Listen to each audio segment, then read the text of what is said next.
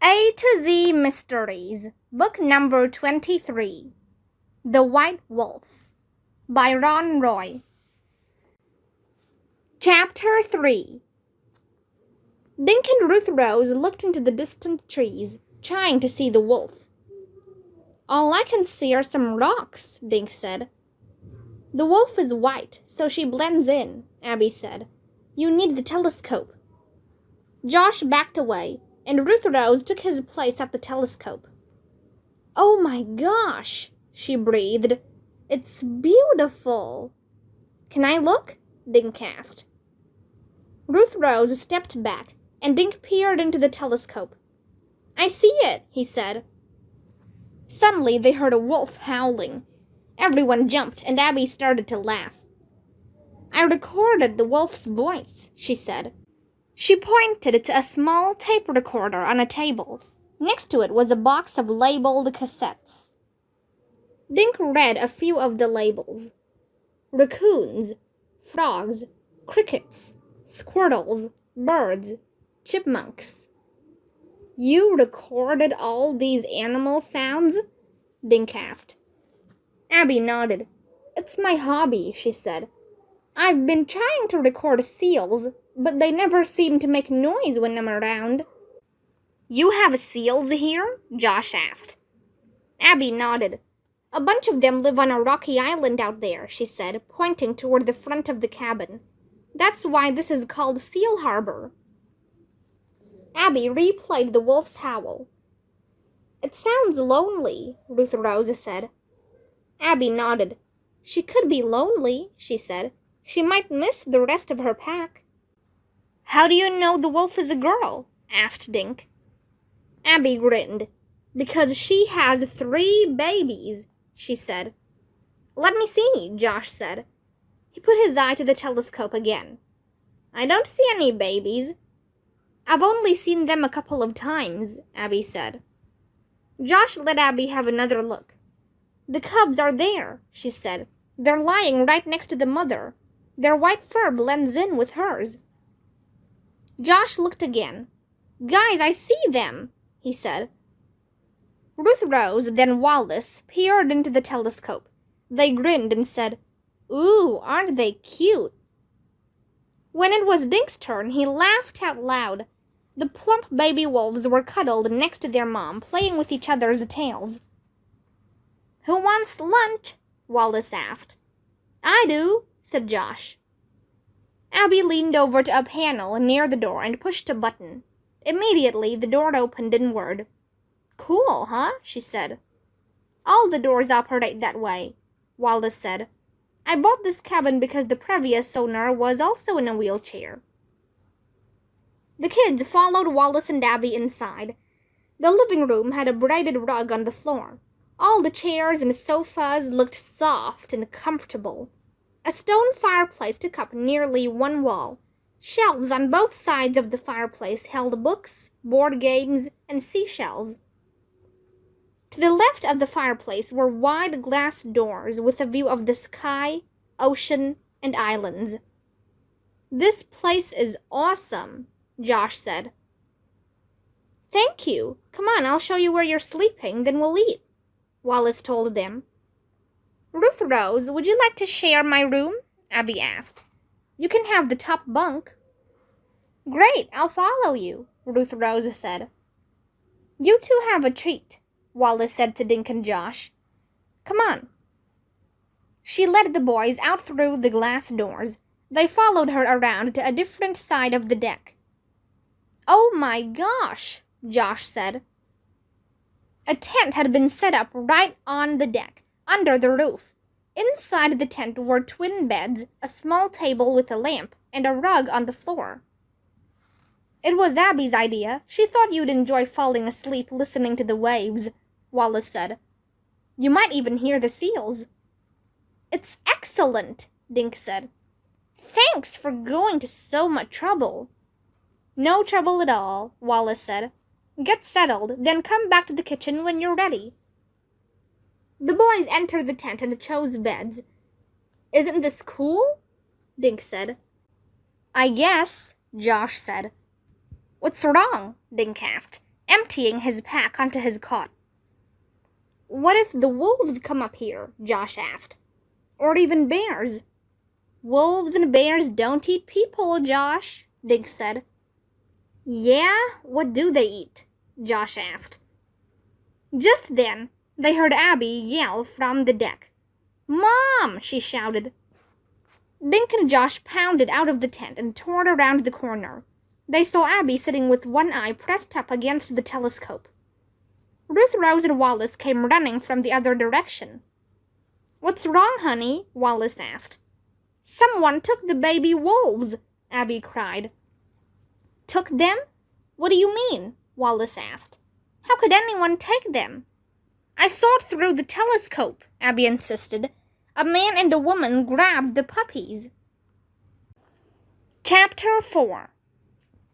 Ruth Rose bent over and peered through the telescope. She shook her head. "I don't see any wolves at all," she said.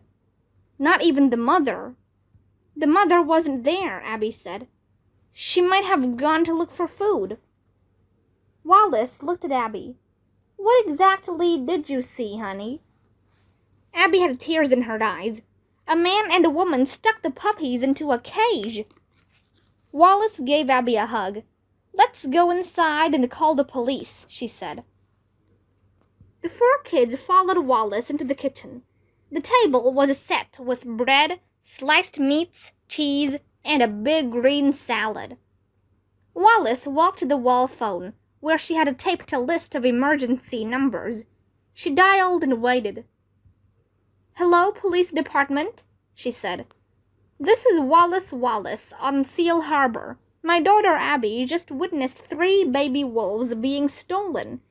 No, she saw it through her telescope from our cabin."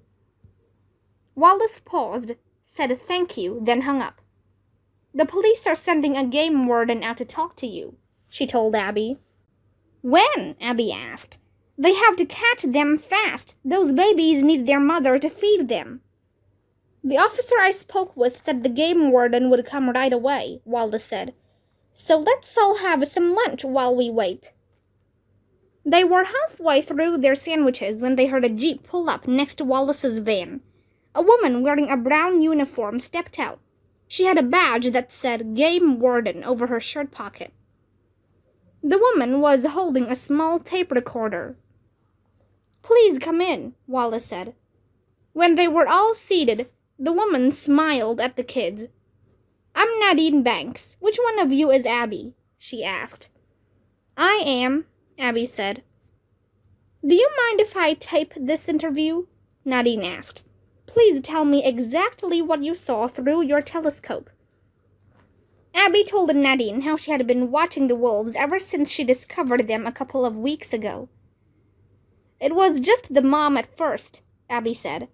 "Then, one day, I saw the babies come out of the lair. It was so exciting." "I'll bet it was," Nadine said. "I knew about the white wolf, but I didn't know she'd had puppies." "Go on, Abby." "Then today I was watching while my mom made lunch," Abby said. "The mother wolf was gone for a while, and the babies were sleeping in the sun. Suddenly, a man and woman grabbed the babies and stuck them in a cage." "Can you describe the man and woman?" Nadine asked. "They were only there a couple of minutes," Abby said. "They both wore t-shirts and shorts and baseball caps, but she had a long blonde ponytail. It stuck out the back of her cap." "Good. Did you notice anything else?" Nadine asked. "No. After they put the puppies in the cage, the people left," Abby said. "My telescope was trained just on the lair, so I couldn't see where they came from or where they went." Nadine shut off her tape recorder. "Taking animals out of Acadia National Park is illegal," she said. "I don't know if we'll catch these 2, but we'll try. Thank you for reporting what you saw, Abby." Nadine left, promising to be back in touch if she learned anything. "I wish we could do something," Abby said as the jeep pulled away. "Could Walker look for the thieves from his plane?" Ruth Rose asked. "What a great idea," Wallace said. She picked up the kitchen phone again. Wallace dialed, listened, then said, Walker, this is Sis. Call home as soon as you get this message. Abby was at her telescope and she saw a man and woman steal those baby wolves, both in shorts and caps. The woman had blonde hair. Wallace hung up the phone. I got his voicemail, she said. Don't worry, honey. Your uncle is always good about checking his voice messages. Abby backed away from the table and wheeled herself out to the deck.